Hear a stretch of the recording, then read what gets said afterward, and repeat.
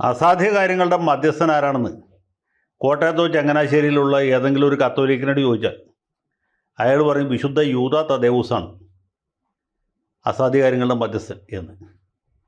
പക്ഷേ കോട്ടയത്തോ ചങ്ങനാശ്ശേരിയിലുള്ള ഏതെങ്കിലും ഒരു നായരോട് നിങ്ങൾ ഈ ചോദ്യം ചോദിച്ചാൽ യാതൊരു സംശയവും കൂടാതെ പറയും അത് ദേവസ്വം മന്ത്രി വി.എൻ. വാസവനാണ് എന്നുള്ള കാര്യം. കാരണം എന്താ വെച്ചാൽ ഈ രണ്ടാം പിണറായി സർക്കാർ അധികാരത്തിൽ വന്ന സമയത്ത് കേരളത്തിൽ ഇന്ന് വരെ ഉണ്ടാകാത്ത അത്ര പ്രാതിനിധ്യമാണ് നായർ സമുദായത്തിന് നൽകിയത്.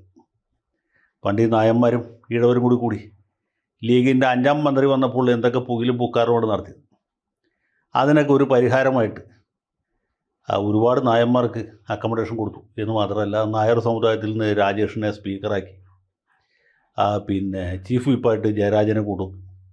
പ്രധാനപ്പെട്ട എല്ലാ വകുപ്പുകളും നായന്മാർക്ക് പതിച്ചു കൊടുത്തു. ബാലഗോപാലിന് ധനകാര്യം കൊടുത്തു, നമ്മുടെ രാജീവിന് വ്യവസായം കൊടുത്തു, പ്രസാദിന് കൃഷി കൊടുത്തു, രാജന് റവന്യൂ കൊടുത്തു, ബിന്ദുവിന് ഉന്നത വിദ്യാഭ്യാസം കൊടുത്തു. അരിയെന്ന ആദ്യം ഒരു അക്ഷരം അരിയെ കൂടി പോകാത്ത പ്രിയങ്കരനായ ശിവൻകുട്ടിക്ക് വിദ്യാഭ്യാസ വകുപ്പ് കൊടുത്തു. ഇങ്ങനെ നായന്മാർക്ക് കേരള സംസ്ഥാനം ഉണ്ടായതിനു ശേഷം പട്ടംതാണുള്ള സാറിൻ്റെ കാലത്ത് പോലും കിട്ടാത്ത രീതിയിലുള്ള വമ്പിച്ച റെപ്രസെൻറ്റേഷനാണ് കിട്ടിയത്. നിങ്ങൾ ഓർമ്മിക്കുന്നുണ്ടോയെന്ന് എനിക്കറിയില്ല. ആ മന്ത്രിസഭയുടെ വകുപ്പ് പൂജനം കഴിഞ്ഞതിൻ്റെ പിറ്റേ ദിവസം നായർ വസന്തം എന്ന പേരിൽ ഞാനൊരു വീഡിയോ ഈ പ്ലാറ്റ്ഫോമിൽ ചെയ്യണ്ടായി. രാവിലെ 6 മണിക്ക് അത് അപ്ലോഡ് ചെയ്തു. രാവിലെ 7 മണിയായപ്പോൾ നമ്മുടെ നായർ സമുദായ ഉടമസ്ഥൻ മഹാനായ സുകുമാരൻ നായർ എന്നെ വിളിച്ചില്ല, എന്നെ പുള്ളി വിളിക്കില്ല, നമ്മുടെ ആലുവ താലൂക്ക് യൂണിയൻ പ്രസിഡൻറ്റിനെ വിളിച്ചു. എന്നിട്ട് പറഞ്ഞു, ആ വക്കീൽ എന്തൊക്കെ അസംബന്ധമാണ് ഈ വിളിച്ചു പറയുന്നത്, ഇത്രയധികം പേരെ മന്ത്രിമാരായിക്കൊണ്ട് സമുദായത്തിന് എന്താണ് മേന്മ എന്ന് ചോദിച്ചു. ആ പ്രസിഡൻ്റ് ഉടനെ എന്നെ വിളിച്ചു. നമ്മുടെ മുതലാളി കോപിച്ചു. ഇങ്ങനെ വിളിച്ച് പറഞ്ഞിട്ടുണ്ട് എന്ന് പറഞ്ഞു. ഞാനത് വരവ് വെച്ചു, അല്ലാതെ എന്ത് ചെയ്യാൻ പറ്റും. ഏതായാലും അത്രയും ആളുകളെ മന്ത്രിമാരാക്കിയിട്ട് ഇത്ര കനപ്പെട്ട വകുപ്പുകൾ പതിച്ചു കൊടുത്തിട്ടും പുള്ളിക്ക് യാതൊരു സന്തോഷവും ഉണ്ടായില്ല. പുള്ളിയുടെ മുഖം തെളിഞ്ഞില്ല. അതിനുശേഷവും സർക്കാരിനെ കുറിച്ച് വിമർശനത്തോട് വിമർശനമായി. കാര്യം പുള്ളി ഉടക്കിനൊന്നും പോയില്ല. എങ്കിൽ പോലും പുള്ളിയുടെ മുഖം തെളിഞ്ഞില്ല, പുള്ളി പ്രസാദിച്ചില്ല. NSSന് LDFനെ കൊണ്ട് പ്രത്യേകിച്ച് ഒരു ഉപകാരമില്ല, മറിച്ചും ഒരു ഉപകാരമില്ല എന്ന രീതിയിൽ കാര്യങ്ങൾ മുമ്പോട്ട് പോയിക്കൊണ്ടിരിക്കുന്നത്. അപ്പോഴാണിതേ അയ്യപ്പ സംഗമം നടത്തുന്നത്. ഈ അയ്യപ്പ സംഗമം നടത്തുമ്പോൾ നമ്മൾ ആരെങ്കിലും വിചാരിച്ചു ഇതിൽ വേറെ ആരൊക്കെ പങ്കെടുത്താലും NSSൻ്റെ പ്രതികൾ പങ്കെടുക്കും, NSS ഇതുമായിട്ട് ഏതെങ്കിലും തരത്തിൽ അടുപ്പം കാണിക്കും. ഒരിക്കലും വിചാരിച്ചില്ല. ഏറ്റവും അവസാനം ഗണപതി മിത്താണോ യാഥാർത്ഥ്യമാണോ എന്ന പോയിന്റിൽ വരെ സുകുമാരൻ നായർ LDFുമായിട്ട് ഉടക്കിയതാണ്. അന്ന് ഷംസീർ വെറുതെ ഒരു ഖേദം പ്രകടിപ്പിച്ചാൽ മതിയായിരുന്നു. പക്ഷേ പ്രകടിപ്പിച്ചില്ല. ഗണപതി മിത്താണ് എന്ന പോയിന്റിൽ ഷംസീർ മാത്രമല്ല ഗോവിന്ദ മാഷും താത്വികമായിട്ട് മസിൽ പിടിച്ചു. സുകുമാരൻ നായർ വല്ലാതെ വേദനിപ്പിച്ച ഒരു സംഭവമാണ്. അതിനെ തുടർന്ന് തിരുവനന്തപുരത്ത് നായന്മാർ നാമജപ ഘോഷയാത്ര നടത്തി. പിന്നെ പലവിധ ഗുലാബികളും ഉണ്ടാക്കി.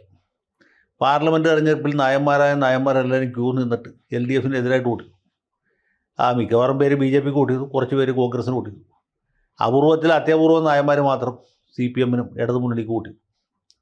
അതാണ് ഇവിടെ നമ്മൾ കണ്ടത്. ഞാനിപ്പോൾ അതിൻ്റെ വിശദാംശങ്ങളിലേക്ക് പോകുന്നില്ല, നിങ്ങൾക്ക് എല്ലാവർക്കും അറിവുള്ള കാര്യം. അങ്ങനെ ഇരിക്കവേ പെട്ടെന്ന് സുകുമാരൻ നായർക്ക് മനംമാറ്റം ഉണ്ടാകും. അതെങ്ങനെ മാറി എന്ന് ചോദിച്ചാൽ അതാണ് ഈ വാസവൻ്റെ മേന്മ. ഈ V.N. വാസവനെ അസാധ്യ കാര്യങ്ങളുടെ മധ്യസ്ഥനെന്ന് ഞാൻ വിശേഷിപ്പിക്കുന്നു. അല്ലെങ്കിൽ കോട്ടയത്തും ചങ്ങനാശ്ശേരിയിലും ഉള്ള, അല്ലെങ്കിൽ മധ്യ പൊതുവെയുള്ള നായന്മാർ, കരയോഗം നായന്മാർ വിശേഷിപ്പിക്കുന്നതിൻ്റെ കാരണം ഇതാണ്. വേറൊരാൾക്കും ഇദ്ദേഹത്തെ അനുനയിപ്പിക്കാൻ പറ്റുകയില്ല. കാര്യം KN ബാലഗോപാലൻ കരയോഗവുമായിട്ട് വളരെ അടുത്ത ബന്ധമുള്ള ആളാണ്. അദ്ദേഹത്തിൻ്റെ സഹോദരൻ കലഞ്ഞൂർ മധു NSS ഡയറക്ടറായിരുന്നു. പക്ഷേ ഒരു തരത്തിലും LDFുമായിട്ട് അടുപ്പിക്കാൻ മധുവിന് സാധിച്ചില്ല, ബാലഗോപാലിന് സാധിച്ചില്ല. അവസാനം മധുവിനെ തന്നെ പുള്ളി പിടിച്ച് പുറത്താക്കി. ഇത്ര നാൾ സേവിച്ചത് മതി, ഇനി സേവിക്കേണ്ട എന്ന് പറഞ്ഞു വിട്ടു. അതാണ് സുകുമാരൻ നായർ. അങ്ങനെയുള്ള സുകുമാരൻ നായരെ കുപ്പിയിലിറക്കി കോർക്കിട്ടതിൻ്റെ മുഴുവൻ ക്രെഡിറ്റും ആർക്കാണ്? അത് വാസവനാണ്. അപ്പോൾ ഇത്ര നായന്മാർ വിചാരിച്ചിട്ട് നടക്കാത്തൊരു കാര്യം ബിന്ദുവോ ശിവൻകുട്ടിയോ അവരാരും ശ്രമിച്ചിട്ട് പോലും ഉണ്ടാവില്ല. ശ്രമിച്ചാലും നടക്കില്ല. ഇനി അതല്ല, CPIയിലുള്ള പ്രസാദോ രാജനോ അതുമല്ലെങ്കിൽ GR അനിലോ പിന്നെ മലബാറിലുള്ള രാജേഷോ മറ്റാരെങ്കിലുമോ വിചാരിച്ചാൽ നടക്കാത്ത കാര്യം ഇദ്ദേഹത്തെ കൊണ്ട് സാധിച്ചു. അതാണ് വാസവൻ്റെ ഒരു നയം, വിനയം, അഭിനയം. ആരെയും വശീകരിക്കാൻ കുപ്പിയിലാക്കാനുള്ള കഴിവ്. ഇദ്ദേഹത്തിന് സുകുമാരൻ നായരെ വശത്താക്കാൻ പിന്നെ ആരെയും വശത്താക്കാം.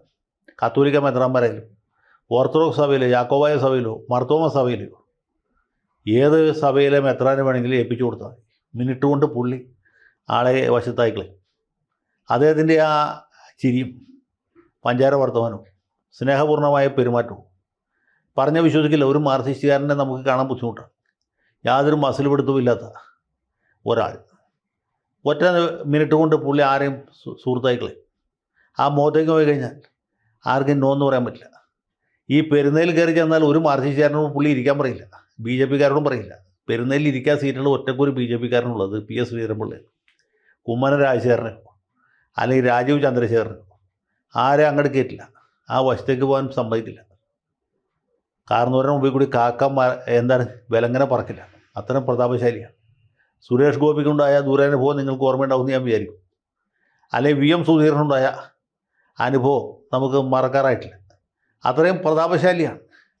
ഈ മന്നം സ്മാരകം അല്ലെങ്കിൽ പെരുന്നേലെ NSS ഹെഡ്ക്വാർട്ടേഴ്സ്, മന്നത്തിൻ്റെ ചിത കത്തിച്ച സ്ഥലം, ഇതൊക്കെ പുള്ളിയുടെ തറവാട്ട് വഴിയാണെന്നാണ് മൂപ്പര് ആത്മാർത്ഥമായിട്ട് വിചാരിച്ചിട്ടുള്ളത്. ആ പെരുന്നയിൽ ഒറ്റ മാർക്സിസ്റ്റുകാരൻ കയറി ചെല്ലില്ല, ചെല്ലാൻ പുള്ളി സമ്മതിക്കില്ല. സുരേഷ് കുറുപ്പ് ചിലപ്പോൾ പോയിട്ടുണ്ടാവും, ഇപ്പോഴും ചിലപ്പോൾ പോകാൻ സാധ്യതയുണ്ട്. വേറെ ഒരാളെ അടുപ്പിക്കില്ല. അവിടെയാണ് ഈ വാസവൻ കയറി ചെന്ന് മണിച്ചേട്ട എന്ന് വിളിക്കുന്നത്. ആ വിളിയിൽ മൂപ്പിൽ അലിഞ്ഞു പോയി എന്നുള്ളതാണ് സത്യം. അതാണ് വാസവൻ, അതാണ് വാസവൻ്റെ മഹത്വം. അപ്പോൾ എങ്ങനെയാണ് അയ്യപ്പ സംഗമത്തിന് ഇത്രയധികം സാമുദായിക നേതാക്കന്മാരെ പങ്കെടുപ്പിച്ചത്, എങ്ങനെയാണ് മണിച്ചേട്ടൻ്റെ ഹൃദയം കവർന്നത് എന്നുള്ളതിന് വേറെ യാതൊരു ദൃഷ്ടാന്തവും വേണ്ട. ഈ ശൈലജ ടീച്ചർക്ക് പണ്ട് മക്സാസെ അവാർഡ് കൊടുത്തിട്ട് അത് വാങ്ങിക്കാനായിട്ട് പാർട്ടി അവരെ വിലക്കിയല്ലോ. എൻ്റെ അഭിപ്രായത്തിൽ ഈ വാസവന് നമുക്ക് വേണമെങ്കിൽ സമാധാനത്തിനുള്ള നൊബേൽ സമ്മാനത്തിന് പരിഗണിക്കാവുന്നതാണ്. കാരണം ഈ വെള്ളാപ്പള്ളി നടേശനെ കത്തോലിക്ക ഓർത്തഡോക്സ് യാക്കോബായ മെത്രാന്മാരെയും സർവോപരി സുകുമാരൻ നായരെയും വെരുക്കാൻ കഴിവുണ്ടെങ്കിൽ ഇദ്ദേഹത്തിന് എന്ത് അത്ഭുതമാണ് സംഭവിക്കാൻ പാടുള്ളത്. എന്നാൽ വാസവൻ അങ്ങനെ വലിയ പണ്ഡിതനാണോ, ഔപചാരിക വിദ്യാഭ്യാസമുള്ള ആളാണോ? ഇതൊന്നുമല്ല, ഒരു സാധാരണ മനുഷ്യൻ. അതുമാത്രമല്ല, ഈ സുറിയാനി കത്തോലിക്കരും ഓർത്തഡോക്സുകാരും നായന്മാരും നിറഞ്ഞു നിൽക്കുന്ന, അവർ മേധാവിത്വം പുലർത്തുന്ന കോട്ടയത്ത് ഒരാവരണ സമുദായക്കാരനായ വാസവൻ ഇത്ര വലിയ നേട്ടം കൈവരിച്ചു ചോദിച്ചാൽ ചെറിയ കാര്യമല്ല. ഒരു മാർക്സിസ്റ്റുകാരനെയും അംഗീകരിക്കാത്തവരാണ് കോട്ടയത്തുകാർ. വൈക്കം വിശ്വനെ പോലെ തലയെടുപ്പുള്ള തൻ്റെ ഇടമുള്ള ആളുകളെ പോലും അവർ നിരത്തു നിർത്തില്ല. TK രാമകൃഷ്ണൻ പിന്നെ വേറൊരു ജനസിൽപ്പെട്ട ആളായിരുന്നുകൊണ്ട് പുള്ളി സംസ്കൃത പണ്ഡിതനും സംസ്കാര സമ്പന്നനുമായതുകൊണ്ട് ആ കോട്ടയത്ത് നിന്ന് പഴച്ചു എന്നേ ഉള്ളൂ. പിന്നെ ഒരാൾ സുരേഷ് കുറുപ്പാണ്. കുറുപ്പിന് പറഞ്ഞ പോലെ മാർക്സിസ്റ്റുകാർക്ക് ഇല്ലാത്ത മറ്റ് പല സൗകര്യങ്ങളും ഉണ്ടായിരുന്നതുകൊണ്ട് പുള്ളിയും രക്ഷപ്പെട്ടു നിന്നു.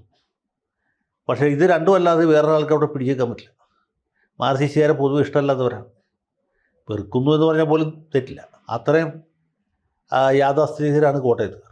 അവിടെയാണ് വാസവൻ ഇത്ര വലിയൊരു അത്ഭുതം പ്രവർത്തിച്ചത് എന്ന കാര്യത്തിൽ ഞാൻ അദ്ദേഹത്തിൻ്റെ ഒരു ആരാധകനായി മാറി എന്നുള്ളതാണ് സത്യം. വാസവൻ്റെ കഴിവുകളെക്കുറിച്ച്, സർവതോമുഖമായ കഴിവുകളെക്കുറിച്ചും മേന്മകളെക്കുറിച്ചും അനിതര സാധാരണമായ സിദ്ധികളെക്കുറിച്ചും എനിക്ക് നേരത്തെ അറിയാം. പക്ഷേ പുള്ളി ഇത്രയും ഗംഭീരനാണെന്നല്ല ഇപ്പോഴും മനസ്സിലായി. അതുകൊണ്ട് സമാധാനത്തിനുള്ള നോബൽ സമ്മാനത്തിന്, സമാധാനത്തിനും അന്താരാഷ്ട്ര ധാരണയ്ക്ക് ഗുണാവാറുണ്ട്. അതിനുവേണ്ടി ശ്രീമാനല്ല സഖാവ് വാസവനെ ആരെങ്കിലും നാമനിർദ്ദേശം ചെയ്താൽ തീർച്ചയായിട്ടും ഞാനതിനെ പിന്തുണയ്ക്കും. ഇത് കാണുന്ന എല്ലാവരും പിന്തുണയ്ക്കുമെന്നാണ് എൻ്റെ വിശ്വാസം. ആ സഖാവ് വാസവന് എല്ലാ നന്മകളും ഉണ്ടാകട്ടെ, എല്ലാ ഭാവുകങ്ങളും നേരുന്നു. അദ്ദേഹത്തിന് മേൽക്കുമേൽ ഉയർച്ച ഉണ്ടാകാൻ, വിവിധ സമുദായങ്ങൾക്കിടയിൽ ഇടതുപക്ഷത്തിൻ്റെ ഒരു സ്വീകാര്യത വർദ്ധിപ്പിക്കാൻ അദ്ദേഹത്തിന് കഴിയട്ടെ എന്നും ആശിക്കുന്നു, ആശംസിക്കുന്നു. വിപ്ലവാഭിവാദ്യങ്ങൾ നേരുന്നു. ലാൽ സലാം.